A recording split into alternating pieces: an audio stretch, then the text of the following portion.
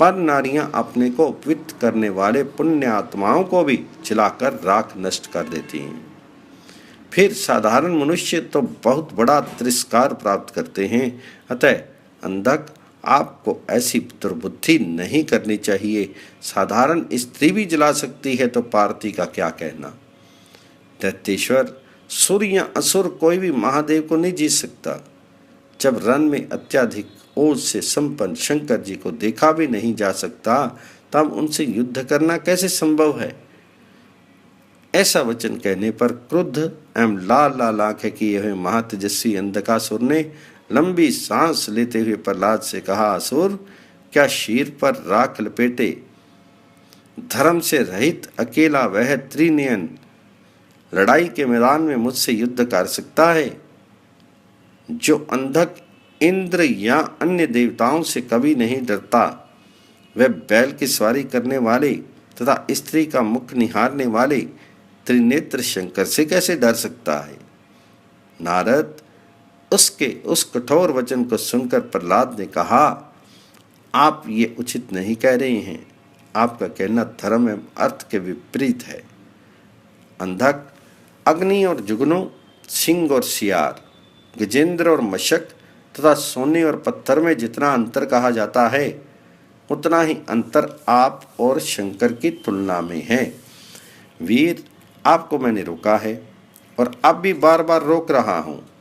आप देव ऋषि असित का वचन सुने।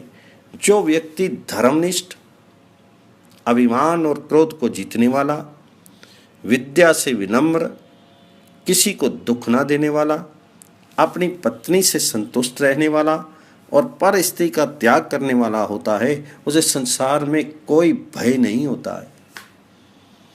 जो व्यक्ति धर्म से हीन है, क्लय से प्रेम रखने वाला है, सदा दूसरों को दुख देने वाला है, वेद शास्त्र के अध्ययन से रहित है, दूसरों के धन और दूसरे की इच्छा स्त्री की इच्छा रखने वाला है तथा भिन्न वर्ण के साथ संबंध करने वाला होता है, वह इस लोक और परलोक में भी सुख नहीं पा सकता है।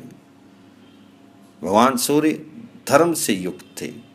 महिषी वार्णी ने, वशिष्ठ ने क्रोध छोड़ दिया था। सूर्यपुत्र मनु विद्यावान थे और अगस्त ऋषि अपनी पत्नी में संतुष्ट थे।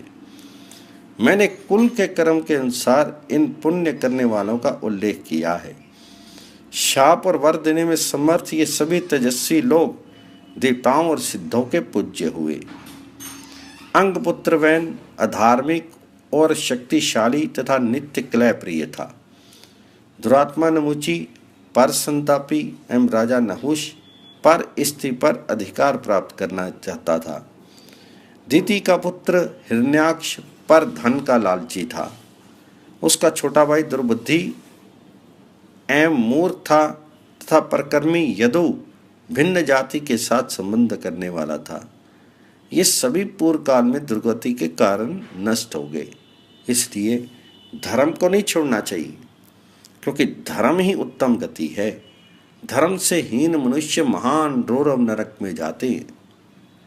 पूर्वजों ने धर्म को ही परलोक को पार करने वाला बताया है तथा अधर्म को इस लोक और परलोक में पतन का हेतु बताया है। धर्मनिष्ठ व्यक्तियों को पर स्त्री का सेवन करना सदैव वर्जनीय बताया है। अतः पर स्त्रियां 21 नरकों में ले जाती हैं। अंधक, सभी वर्णों के लिए ये निश्चित धर्म है। जो मनुष्य दूसरों के धन और दूसरों की स्त्री की कामना करता है, वह बहुत वर्षों के लिए भयंकर रौरव नरक के चला जाता है। राक्षसराज, प्राचीन समय में महात्मा देवऋषि असित ने गरुड़ तथा अरुण से धर्म की ये व्याख्या कही थी।